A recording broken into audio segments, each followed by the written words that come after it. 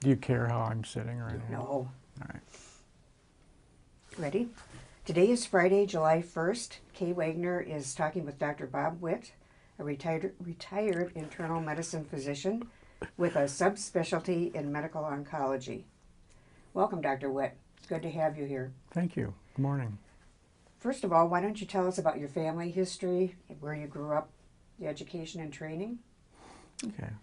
Well, I was born in Syracuse, New York, and grew up in upstate New York, just south of Syracuse, in a small lake community called Atisco.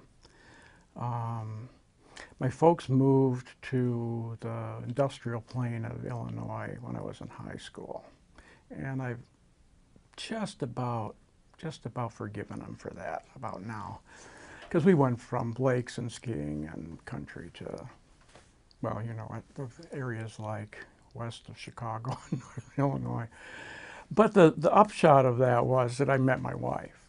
So that was pretty cool. We really only lived there 4 or 5 years. It seemed like forever at the time. But I went to school back east at Dartmouth in New Hampshire, and medical school at the University of Rochester in upstate New York. So my wife and I spent a lot of time back east. Did my residency at Bassett Hospital in Cooperstown. Was in the as a commissioned officer in the public health service after that, out in a field station in Aberdeen, Washington. And that was about the time I decided I wanted to do some subspecialty training, because we out there my partner and I, we'd really been doing a lot of oncology because it was a long way to Seattle for our patients, so they'd get their consultations up there, and then they wouldn't want to go back the 100 miles to get the treatment. So we felt pretty comfortable doing it because we'd run the tumor board in Cooperstown for a year when we lost our hematologist. So I thought, well, I kind of like doing that. Why don't I do oncology? And a good friend of mine was at Madison that I'd done a residency with. He was a gastroenterologist. And I knew that Dr. Carbone, whom I had known at Albany when I was in Cooperstown, was now head of the program in Washington. So I basically wrote him a letter and called him and said, do you have any openings? And he said, not really, but you can come. So I did that for a couple of years. And when I started looking around for real jobs, I was basically looking back east. Had an offer from the University of Vermont. Pretty strongly considered Dartmouth Medical Center. And I also had an offer from Cooperstown, but we weren't going back there. It was just too small a town. And I saw an ad in the oncology journals for Gunderson. And I'd sort of heard of Gunderson being in Madison. It's kind of hard not to.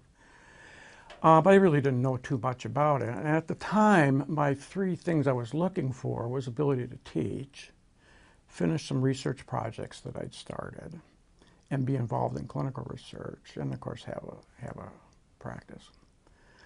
So my wife and I just got a babysitter for the kids and hopped in the car and came up here for an interview after we sent in an application. And our biggest surprise, having not traveled outside of Madison the whole 2 years we were there because I was too busy, was when we turned the corner in Toma and started coming down the hill into Sparta. My wife looked up ahead and goes, are those mountains? Because they look like mountains. And I said, well, they can't be. They've got to be clouds or something. We got closer. Well, of course, they're not mountains, but they were pretty high hills. And we were really surprised because we didn't realize it was as hilly and varied around here in the driftless area as it was. So we were very pleased coming from a place where it was very hilly, and sort of missing that in Madison. So it was really, it was a great weekend interviewing and looking around town. I liked the folk that were in oncology at the time. Dr. Kwong, we got along quite well, seemed to practice similarly with being pretty evidence-based and academic sort of practice. But also, I found that I was going to be able to finish my lab work out. They had just started participating in the Eastern Cooperative Oncology Group trials, so I knew that I could continue my work with ECOG here in clinical research And of course, the practice and the residency for teaching and stuff. So it seemed sort of like everything I was looking for at the academic centers back east, with one glaring exception, which was there weren't the politics of academia going on.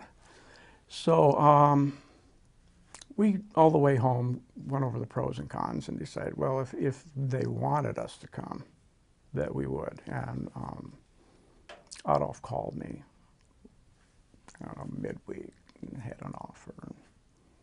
Len Vingers called to set up everything else, and it's sort of, as they say, history after that. And we've been here ever since.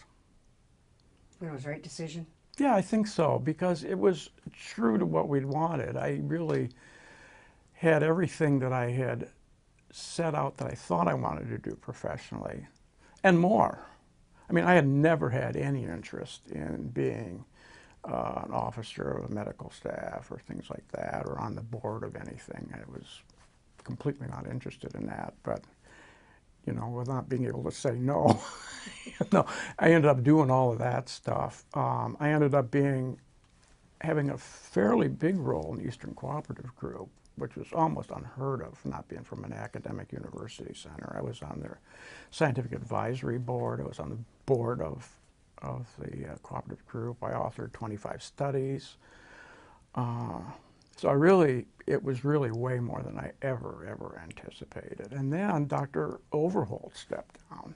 And I'd always, you know, on my wish list had been to run a residency program. I thought, well, that's just not going to happen because he's going to go on forever. Unfortunately, he didn't go on forever. And so I was able to take that over. I don't even remember when that was, maybe 1990, 92 maybe? It was during the years when I was here. Yeah, and so I did that for, I don't know, 8 or 9, 10 years, something like that. So that was just really quite extraordinary. And then when I stopped doing that, the whole palliative care movement and everything kind of was springing up nationally. And Bud Hammes and I had been teaching doctor-patient communication, and we're talking about palliative care and things like that. And I ended up taking over hospice as a medical director. And we grew that from, you know, maybe 10 or 15 beds or patients up to about 100 at one point. Palliative care movement kind of started, and Carrie Lapham sort of stepped into the breach to start all that, and then she needed somebody to work with her. And I had some interest, and I knew her from oncology, so we sort of worked together and started that kernel growing for palliative care. And then we started hiring some of the residents from the residency, internal medicine residents, who I knew had a bent toward palliative type of medicine. So the last few years we worked with palliative care and hospice. That was kind of a full slate for a career. And then I retired and I've never looked back. Were you working on your art while you were working here, or was that something? Well, a little bit. I mean, probably the thing I was most well known for around the hospice was getting bored and doodling, drawing people that were in the meetings and stuff. So I painted a little bit, but it's pretty hard to. I mean, I probably got my most painting time in, like the week before I signed up to do a workshop with somebody that I wanted to go work with, because I felt like I probably ought to be able to do something when I went there. And in the middle of the night when I come home from a call, and it was just, you know, I was too keyed up to go back to sleep, and I knew that was down there, so I'd do some painting for a couple hours while I sort of unwound. But I probably in total did as much painting before I retired, grand total, as I did maybe in the first month after I retired. So I pretty much paint every day now. I get up, read the paper, play with the cat, have some coffee, up to the studio, monkey around for 4 or 5 hours. I'm not painting the whole time. I'm up there. And that's just sort of my routine. I feel more identified as an artist now than as a physician. that part of my life is sort of over, I think. I know. What did your father and mother do? Because it sounds like you moved a couple of times anyway. My dad was a mechanical engineer. He basically designed control surfaces for engines and other systems, which at the time the only material they had back when he first started doing it, and I was young, was treated rawhide surfaces, rawhide gaskets. And so he worked for Chicago Rawhide, who had its main company in the industrial plain of northern Illinois, which is the reason he moved there back to the central office. Somewhere along the line, I'm not even sure when, it all went to rubber-coated fabrics for the diaphragm and control surfaces and stuff. And he, you know, I didn't know it at the time, but it turns out he was pretty well known for having innovative designs for those things. Like he designed the whole system that mixes oil and gas in two-cycle engines, outboard engines. So every one of those has got his parts and stuff that he designed it. And I had no idea at the time. When he retired, he wrote a book on how to design them and stuff like that. I'm sure it's been a very popular seller. It's probably made them rich. No. But yeah, so he did that. My mom, if it hadn't been for the war, probably would have gone to medical school. She really had a lot of interest in science. Aside from making ammo in the war, she also was the quality control officer at Bristol Pharmaceuticals. That was responsible for making all the penicillin for the latter part of World War II, after she graduated from college. And then, you know, my dad came back, finished his last 2 years, they got married, and, you know, at that time women just were not doing that sort of thing unless they were really, really, really motivated. And she was sort of really motivated, but not really, really motivated. So they had family, and she did get back into it when I was in high school. She went back over and worked. There's a state hospital in Elgin for, it was for mentally and challenged folks with emotional problems, mentally ill folks. But she worked in a lab that was sort of looking at etiologies for that. So she worked with a couple of PhDs that were doing lipid research on, you know, electrically active membranes in the brain and stuff like that. So she worked there as a lab technician and associate for quite a while before they left. And did you have siblings? Yeah, I had two daughters. Two sisters. They're a fair amount younger than I am, 4 years and 8 years. And Melissa was the middle one. She's 4 years younger, is a teacher. Well, she's retired now. She and her husband homesteaded up in northern Minnesota in the 70s and were school teachers and had a couple of kids and still live up there, retired. My youngest sister, Patty, who is 8 years younger, 9 years younger than I am, is also a teacher, was a teacher. She's retired. She and her husband live in Ohio. I'm kind of blanking on the town. It's just west of Cleveland. They have one kid. So the whole family's retired. And your wife? She is a teacher, was a teacher. She taught for 5 or 6 years, and then after we had kids, she just subbed. And she had to sort of call in and say, I'm not available, not to go in. So she worked 3-4 days a week as a sub for the school system in La Crosse. And she also worked retail out at Herberger's. And retired about a year after I did. And now she does ceramics and pottery and stuff. So there's a lot of art discussion around our house, around coffee in the morning.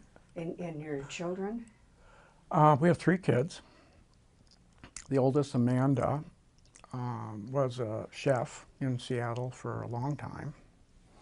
And then she met a guy that was emergency room nurse at Harborview in Seattle, which, if you're not familiar with that, that's sort of the knife and gun club of Seattle.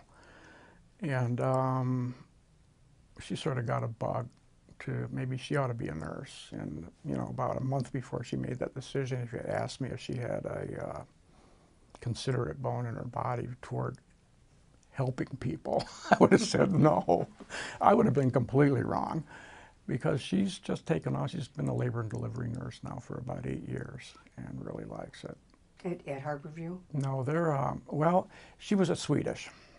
Okay. And he transferred to the surgical ICU at the university after he just, you know, had one too many gunfights in the emergency room entrance. So decided he was going to quit doing that.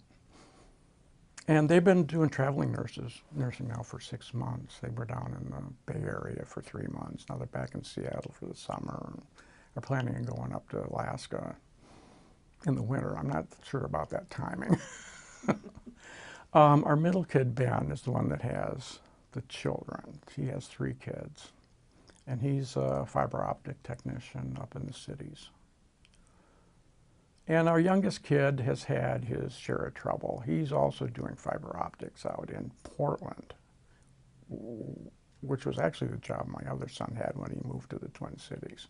But he's been homeless and had a lot of trouble, but he's sort of getting his act together. So now he's trying to get things scraped together to get enough money to get out of Portland, because I don't know if you followed the news, but Portland is just horrible for housing. Ben, who had a really good job, a family of 5, could not afford to live where they were living, which I think it's really sort of charitable to call where they were living a dump.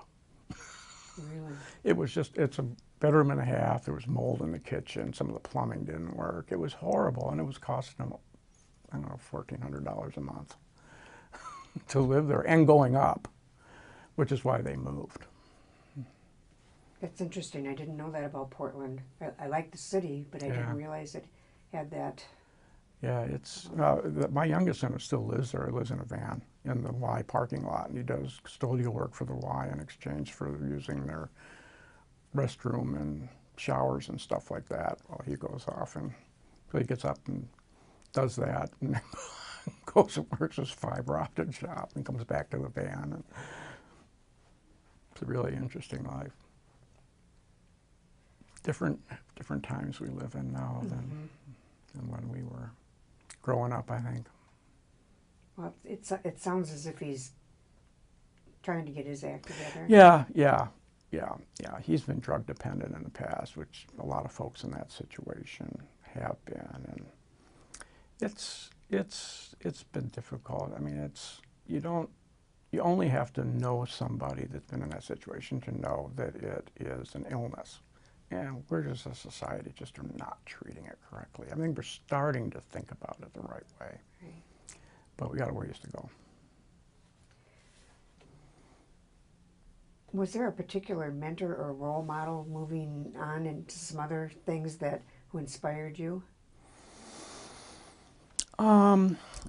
Probably, well, I would say one person in general before I went to medical school. A really good friend of mine in middle school and high school, Chuck Elliott's father, Myron Elliott, was a physician in Elgin. He was a general practitioner.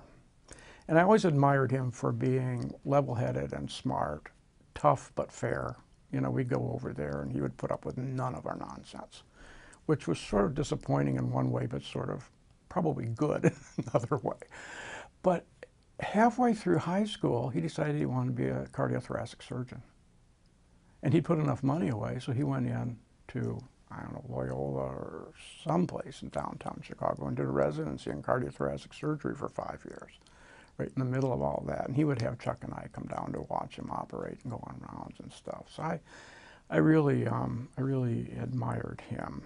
I'm not sure that was really the reason why I went into medicine, but I thought, well, you know, he's probably somebody to emulate if you're going to go into medicine. Once I got in, there were probably three people that I remember that I really admired. One was a guy named Don Anderson, who was an old-time internist at the University of Rochester. He used to come on rounds and mentor the medical students, and just a solid guy, nicest guy in the world, smart beyond belief. He's sort of like the Ed Overholt of the University of Rochester, I think.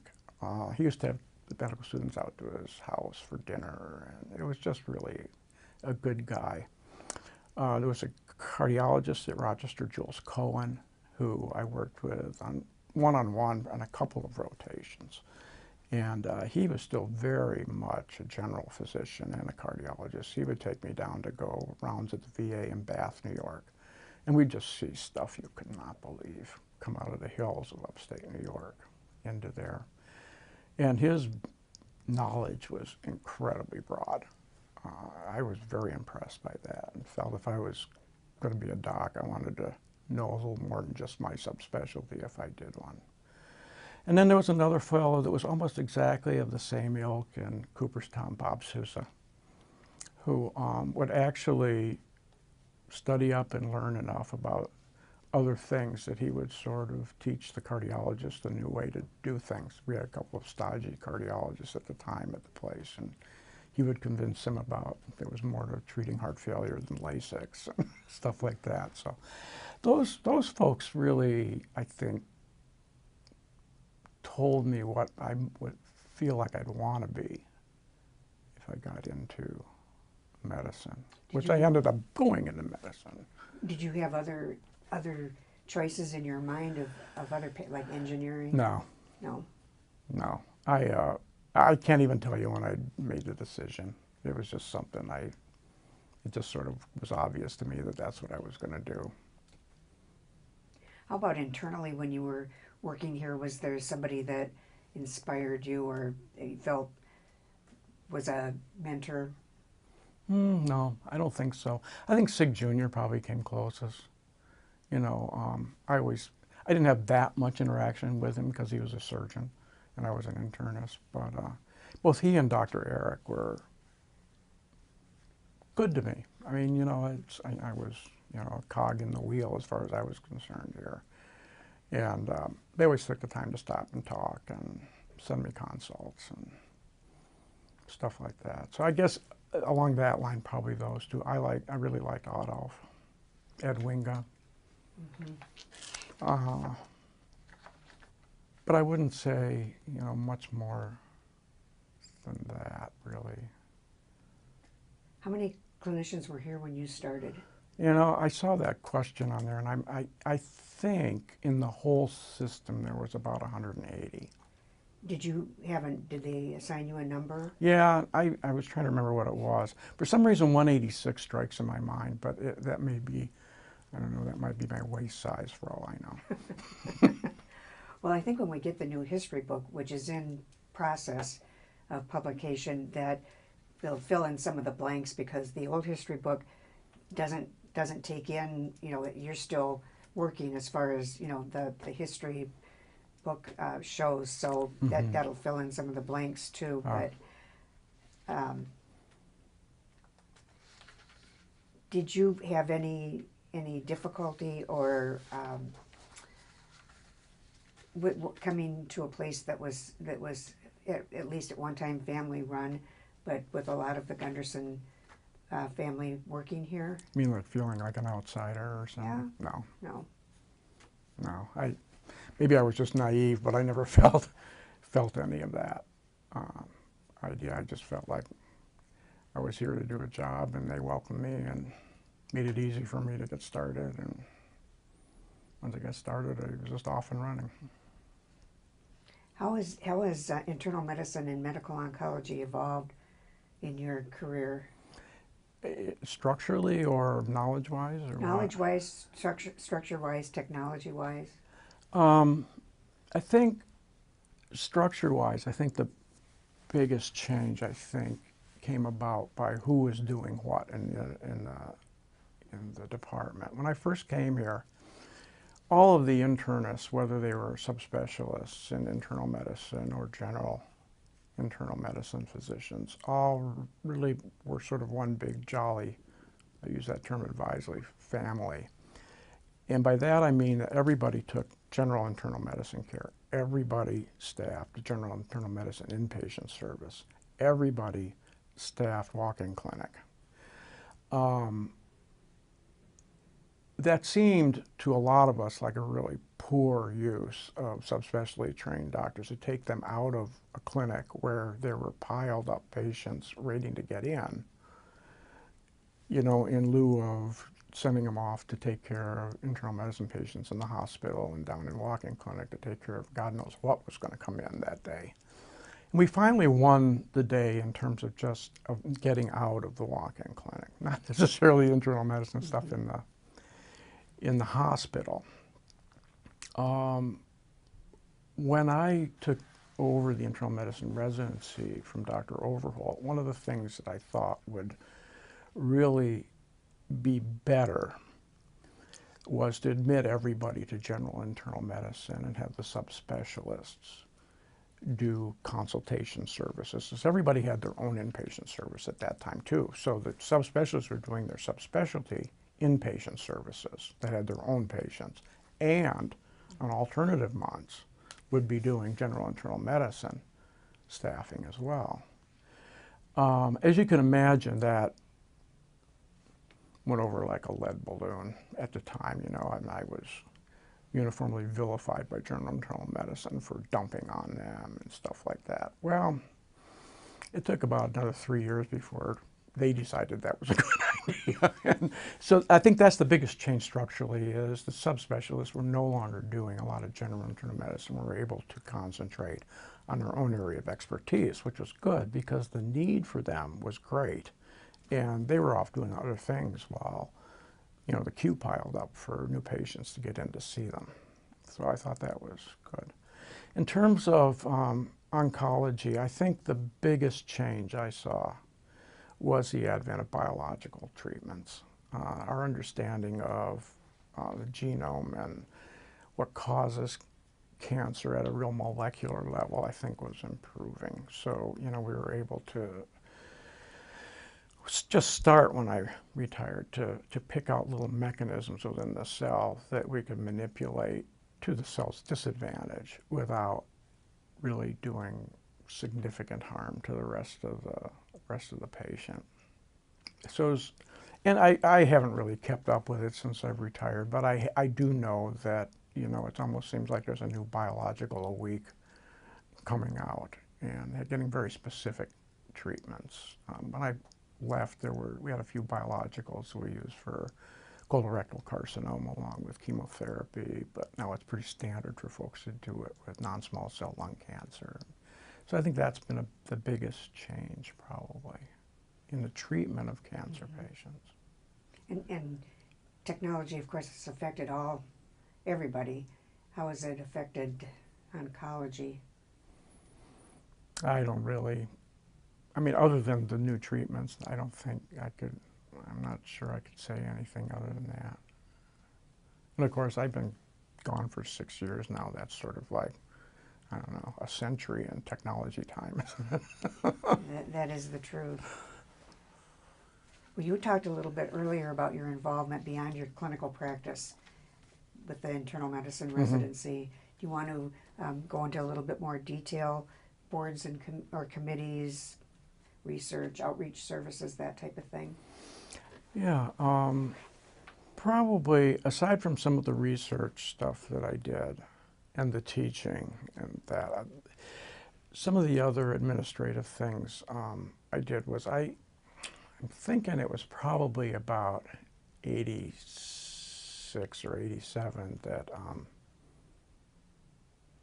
Phil Dahlberg, I think, asked me if I would run for medical staff secretary.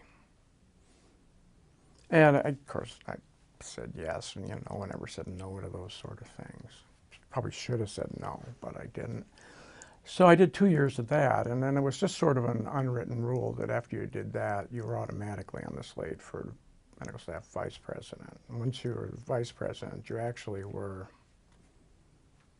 kind of a pre-president of the medical staff. So I went through that 2-year stints of each of those to medical staff president.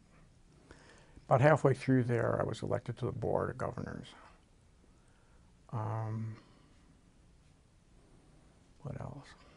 Did you enjoy that type of? Yeah, it was. Yeah, I did. I did.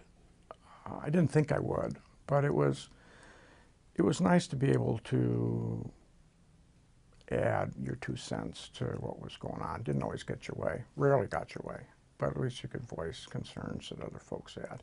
What surprised me about that is there was surprisingly little input from the rest of the medical staff into things that were going on. I thought that I'd almost have to set up like office hours for people to come and complain about things or suggest things.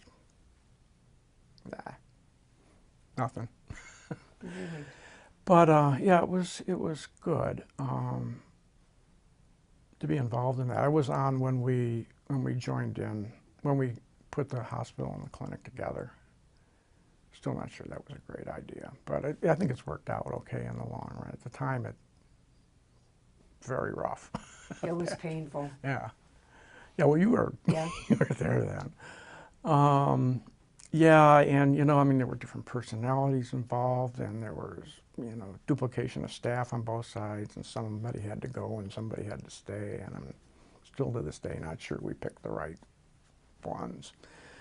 But, you know, if looking back on it, I mean, it seems like a pretty solid institution still, and a lot of other ones like us were not. So, I mean, we probably did something right, and that might have been one of them, I think.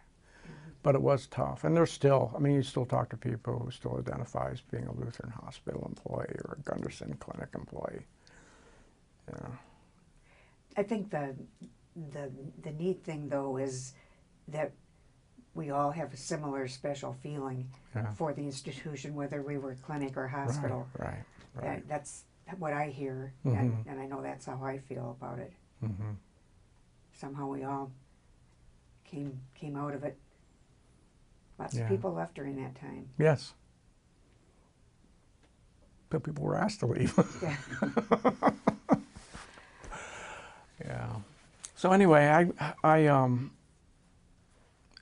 wasn't quite popular enough after 2 or 3 stints on the board to stay with it. I was kind of outspoken about thinking that people other than the docs, you know, might have a stake in what's going on and have a role to play and a voice to be heard.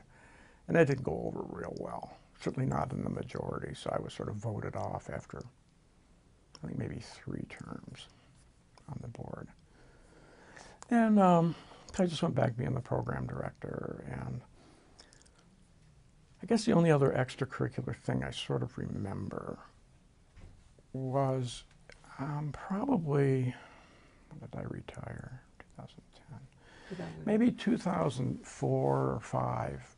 It was clear that there was a large number of people on the staff that really felt like they wanted to kind of give back and do some things for underserved populations, medically underserved populations. And they really weren't that interested in doing it under the auspices of a classical church religion-based mission. And I'm not even sure whose idea it was. I don't know if it was some of the administrators or Jeff Thompson or whatever, asked a bunch of us to get together and see if there was something we could put together for folks to do. And, you know, we had a small committee and talked it over, and we decided that we wanted something in this country, something in South America, something in Africa. And myself and Rose Netzer and Liz Arnold, who now was sort of in charge of the whole thing, were sort of, had our biggest interest in working with the Native American folks. And we gradually, through research and seeing where the need was, ended up out at Pine Ridge Reservation. And that was both fun and very rewarding to set up kind of an ancillary clinic in the town of Porcupine. There was a clinic there, building, but it hadn't been functioning in a long time. So we started kind of a urgent care, primary care clinic that we staffed about, I can't remember, I guess we went out once a month for a week. So we were there 1 week and gone 3 weeks. A lot of the medical staff and nursing staff and others went out and helped us with that. It was a fun week. It was a frustrating week. It was bootstrap medicine. You just never knew what was going to come in the door, whether you'd be able to handle it or if you could jury rig something to handle it. The only thing we did know is that if they were coming to us, it meant they had been to the IHS hospital and either had not gotten to the head of the queue or hadn't been handled the way it needed to be. So it was either us or it was nobody. So I mean, I went out with Tom Cogbill once, and he set up a little mini operating room in the back hallway, and we were draining abscesses that were the size of something you'd never dream of people walking around with. And it was a good time. And then, you know, we'd all get together and have dinner at where we were staying that night and go back in the next morning and see what else. So that was fun. I enjoyed doing that. People are still going out there. Yeah. Has it It's quite different now than it Is it? was. How Because they're not in insightful? Porcupine anymore. They're Okay. doing a little bit more of community at large outreach and stuff like that in school systems. They're still going to some of the medical facilities, but they're actually supplementing the Indian Health Service staff rather than providing an alternative service. And I think that's probably good and bad. I mean, to some degree, it's kind of enabling an organization that probably isn't doing a good job, and sort of, you know, it'd probably be better if it just plain failed and something good was put in its place. But I know there's a lot of people that they're helping by going out. with a long-term solution to the problems. Right. I'm from South Dakota. Mm-hmm. Yeah, it's the poorest place in the That is nation. the poorest county in the country. Mhm. Exactly right. Exactly right. And I still have friends that I've met out there. A lady named Marlene still calls me every once in a while, and she never identifies herself, but I always know who it is on the phone. And she calls and chit-chat for a little while. And there's an artist out there, Thurman Horse, who, which I just heard from his son this week. He's still out there. Very good artist, really good artist. So it's some interesting acquaintances that I still have and remember from being out there.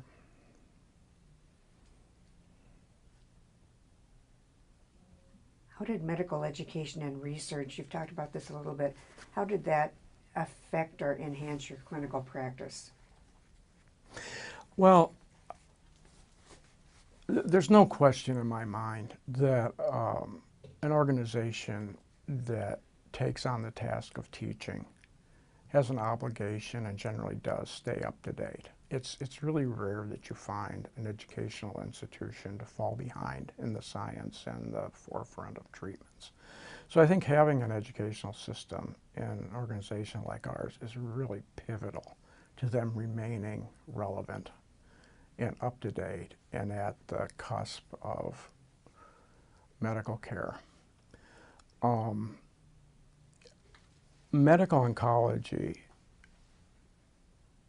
is still in such, in my opinion, is still in such an infancy, and it certainly was back when I was doing it, that I think anybody that was practicing medical oncology was not participating in developing some of the solutions that we were seeing, i.e. participating in research. As far as I was concerned, and this may sound a bit harsh, but I think it was malpractice. I just don't think you should ever practice back then medical oncology and not participate in trying to develop better solutions of what we were trying to treat.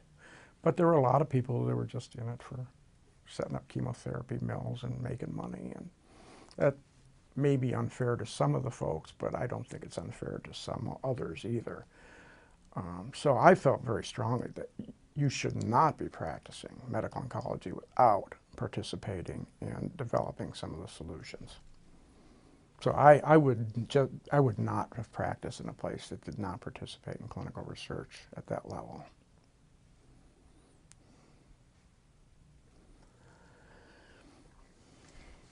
You support the foundation, and for that we thank you. Tell us why you contribute. Oh, they did a lot for me, and I figure I don't do as much as I probably could or should, but it's enough to make me feel like I'm still contributing. It's kind of interesting. One of the things that Dr. Eric did that I know he thought was probably good, but I think it maybe have contributed to me being a little bit more miserly with the donations, was that he sent me a figure that says, well, you guys have contributed blah, blah, blah dollars over here, 30 years here. And I'm going, really? Well, I'm not giving you any more. But yeah, I feel like they're doing a good job with the research and education, and they deserve our support. Dr. Eric However is, small it is, yeah. I contribute. Dr. Eric is something. He really is. Yeah. Visits every patient every morning, and Yeah. I had a hip replaced about a year and a half ago, and he was there every morning. Yeah, actually, it was shortly after he got his knee replaced, so he was telling me all these little tricks he did to kind of relieve some of the stuff. And it really, 2 or 3 days after I was at home, I was thinking, what did Eric say about that? He gave me the idea of putting ice on the area, and it was really much more effective than the meds.